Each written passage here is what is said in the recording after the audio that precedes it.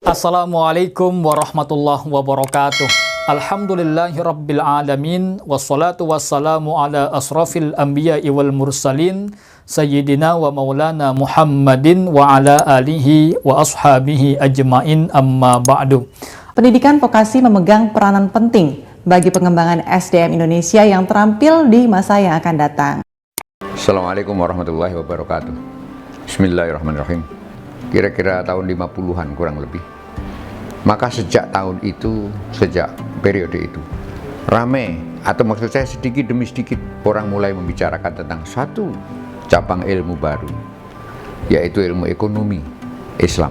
Di Indonesia biasa disebut ekonomi syariah, tetapi di luar negeri disebut Islamic Economics. Hampir tidak pernah saya dengar ada istilah syariah economics, tetapi maksudnya sama. Ekonomi Islam atau ekonomi syariah maksudnya sama. Apakah itu sebenarnya dan mengapa dia muncul, baik kapitalisme maupun sosialisme? Selalu terdapat di sana sini ada kejanggalan, kekurangan, distorsi, dan seterusnya begitu, sehingga muncullah pemikiran itu. Saya sendiri tidak tahu apakah memang dimaksudkan untuk itu kemunculannya pertama di tahun 50-an dahulu. Tetapi yang jelas bahwa mulai tahun itu, tahun-tahun 50-an itu, sedikit demi sedikit, pelan-pelan demi pelan-pelan, muncullah pemikiran-pemikiran ekonomi Islam. Kalau kita ingin melihat sebetulnya ada apa dengan ekonomi Islam dan apa kelebihannya atau perbedaannya dengan yang lain, beberapa hal dapat disampaikan mengenai hal itu.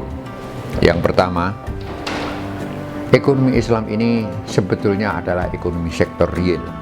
Ini yang pertama. So, semua transaksi di dalam ekonomi Islam harus dijamin dengan underlying output. Bahkan tidak saja underlying output, melainkan juga underlying transaction.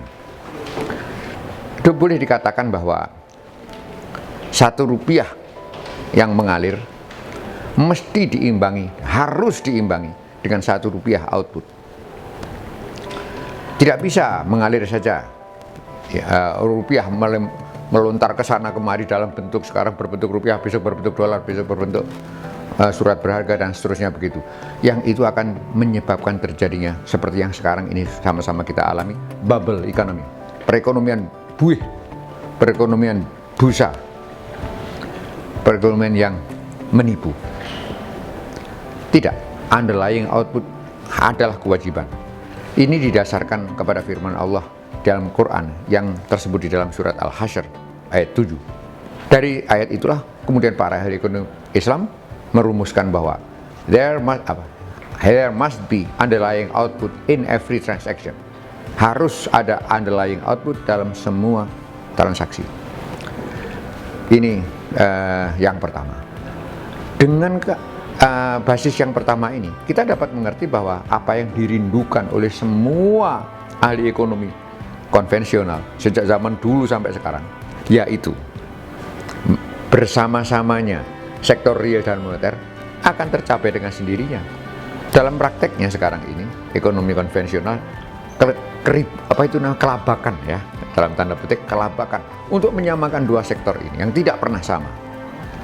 Selalu diadakan upaya ini dan itu agar ini sama. Dan hasilnya krisis ekonomi. Hasilnya inflasi dan pengangguran terus tetap menjadi hantu di seluruh dunia. Ekonomi Islam mengharuskan bahwa semua aliran uang harus dilandasi dengan underlying output. Ini menyebabkan sektor real dan moneter pasti akan selalu bersama-sama. Dengan sendirinya, dengan otomatis, seperti built-in mekanisme begitu. Ini yang pertama. Yang kedua, pendefinisian barang dan jasa. Oleh karena Islam itu mengenal halal dan haram, berbeda dengan yang lain yang tidak ada halal, tidak ada haram. Islam itu mengenal halal dan haram, baik halal haram dalam bentuk barang maupun jasa, maupun amal-amal perbuatan yang lain. Ada halal dan haram, maka akibatnya ada barang-barang yang selama ini dikenal sebagai barang dagangan, komoditi, menjadi tidak ada sama sekali dalam ekonomi Islam. Ambil contoh yang paling populer, yang paling gampang, yang semua orang bisa mengetahui, yaitu babi, daging babi. Kita sama-sama tahu bahwa daging babi itu haram menurut aturan Islam. Maka babi itu digolongkan sebagai bukan barang dan bukan jasa. bukan barang dagangan. Dan yang terakhir, landasan ekonomi Islam yang dapat saya sampaikan pada kesempatan yang pendek ini adalah bahwa produksi, konsumsi, dan distribusi dilakukan bukan karena mampu, tetapi karena diizinkan, karena dihalalkan. Contoh yang barusan saja saya ambil, sekarang saya ambil lagi. Daging babi, saya pun mampu membelinya, tapi saya tidak membelinya bukan karena saya tidak mampu, tetapi karena tidak diperkenankan. Ini akan menyebabkan pilihan-pilihan antara barang yang menimbulkan disutility akan tersingkir dengan sendirinya. Kita tahu bahwa disutility atau yang mengurangi utilitas, mengurangi manfaat, mengurangi guna, ya, itu pun diperdagangkan dalam perekonomian yang kita alami sehari-hari. Dalam ekonomi Islam itu akan tersingkir dengan sendirinya. Dengan demikian, maka kita dapat sampaikan kesimpulannya ya, besar ekonomi Islam.